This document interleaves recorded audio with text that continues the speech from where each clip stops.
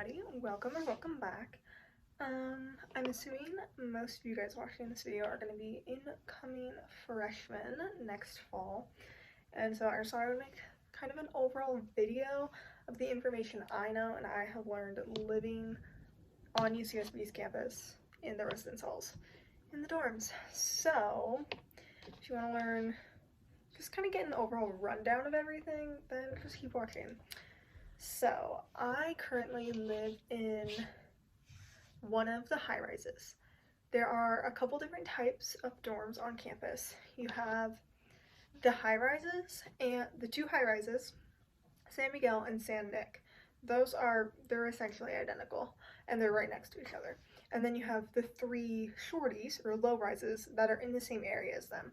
Those are like the Channel Island 5 is what they call them, which include Anacapa, Santa Cruz, and Santa Rosa. Then on the other side of the lagoon, on the side of campus that's closer to IB, you have San Raf, which is suite styles. So you don't have a kitchen or anything like that, but you do have like a living area, which is nice. And then you have Manzanita Village, which, as it sounds, it's like a bunch of different little buildings. And in that one, instead of like all the like Channel Island 5, those are all just your typical dorm, communal bathrooms, that sort of thing. And in Manzanita, you share a bathroom with like 4 or 5 rooms. So it's not like the full communal bathroom, you just have like one like private one, you can like lock it and that sort of thing to yourself. A note on that though, those are actually co-ed, FYI. So I've heard some stories about those being terrible. And then the final dorm is Santa Catalina. You're gonna hear a lot of people refer to it as FT. And that is the largest residence hall that UCSB has. It has, I think, almost 1,500 students in it. However, it is off campus and significantly off campus. It's close to like a mile off. That one, it's a super big tower, well, like 2 towers. You have your own dining hall in that dorm, and there's like a little market nearby. So you don't like have to leave except to go to classes, but it is really far, just to be noted. I know a lot of people who, bike and bus from there. It's so far to walk, I would not walk. But there's a lot of times, especially when stuff was recorded online, they just wouldn't go to their classes in person because it was just so much of a hassle. So yeah, that's like the basics of it. And then there's also Tropicana. Those are apartments that are owned by the university, so they're ran by a separate like leasing company. I know a lot of like student athletes live in there, like the intercollegiate athletes. A lot of them live there, but anyone can apply. But I have heard pretty terrible things about just the leasing company and everything. So I would not recommend those. From what I've heard, they are not great. They're also expensive.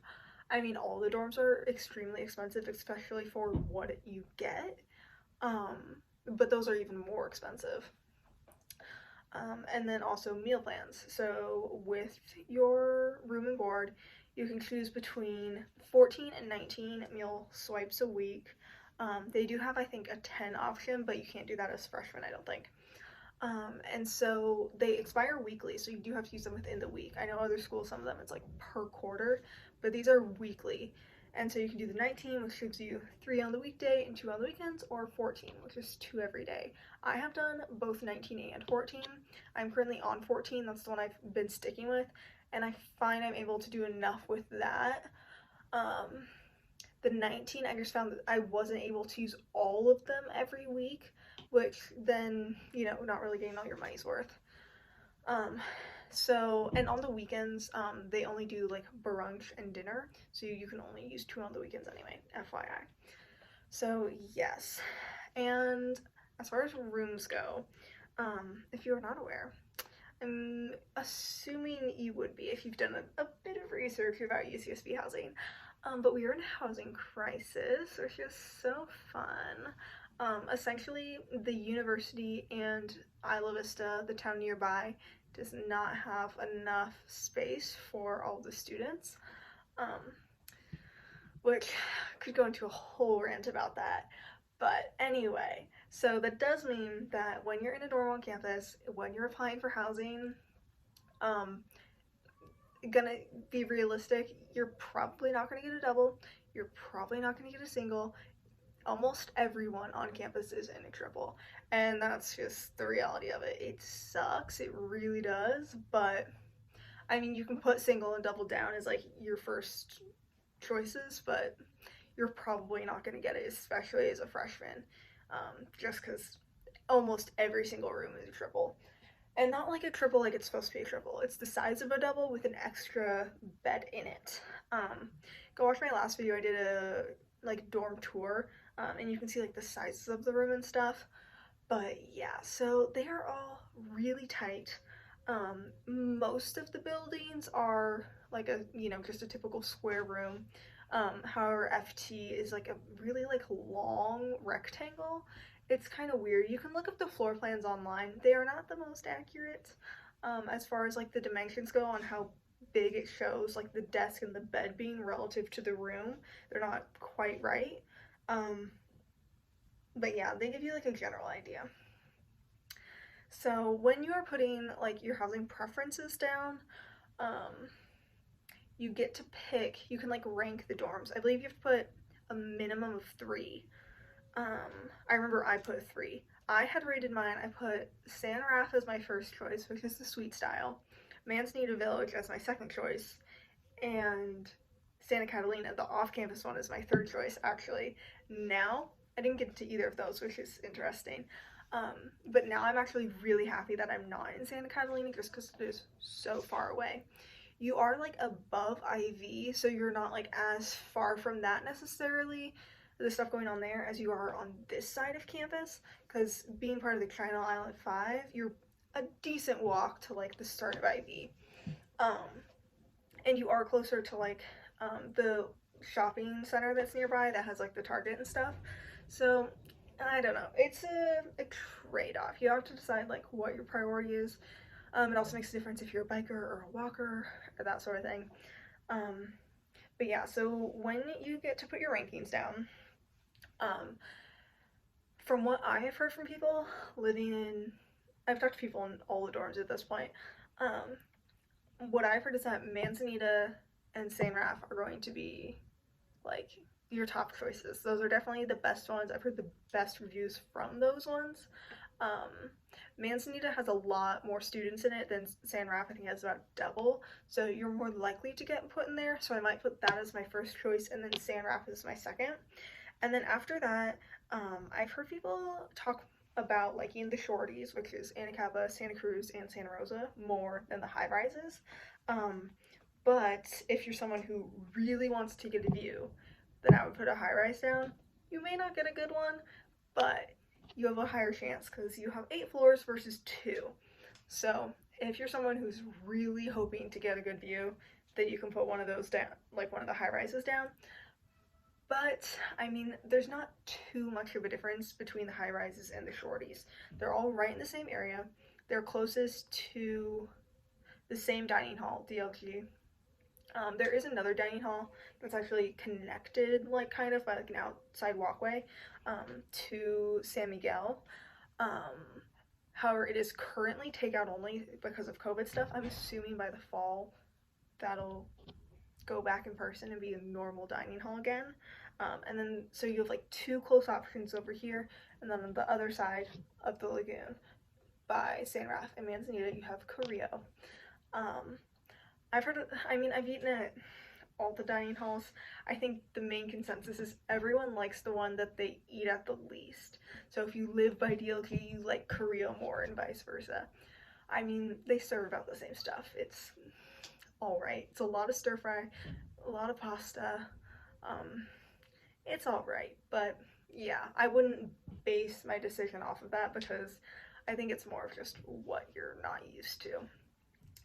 But yeah, so that covers dining hall. Oh, and then roommates. So when you sign up for housing, you will fill out like a little like roommate questionnaire thing.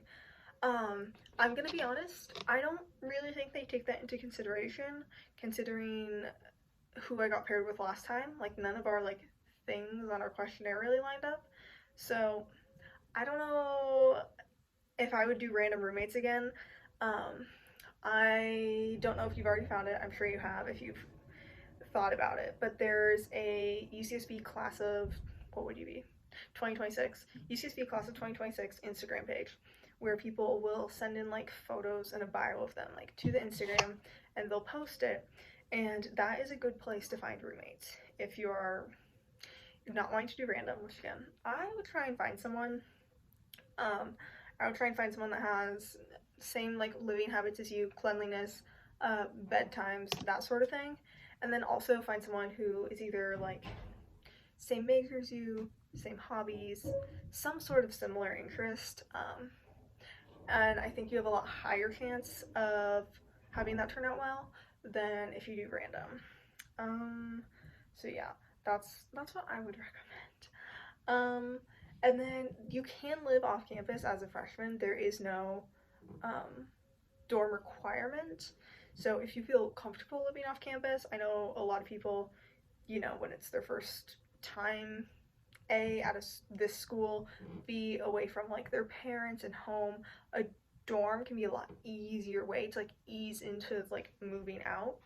However, you're gonna get living arrangements for a lot cheaper and things that are a bit nicer when you're off campus. And there are places like apartment complexes where you can like rent the space by the bed, not by the whole apartment, and so you can do like random roommates that way. You don't have to like know people to live off campus, so that is also an option. I will not be staying in the dorms again, but I know that a lot of people do want to have that dorm experience, which is understandable. So that's just my input and my 2 cents. If you have any questions, leave them down below. I will gladly answer anything. I know it can be kind of difficult to find information online and kind of confusing, and I know for me, I was just like a planner trying to figure it all out and was kind of stressing about like all the unknowns of all the housing situations. Um, so yeah, I will answer anything you have, but I believe that is kind of all the information I have for you.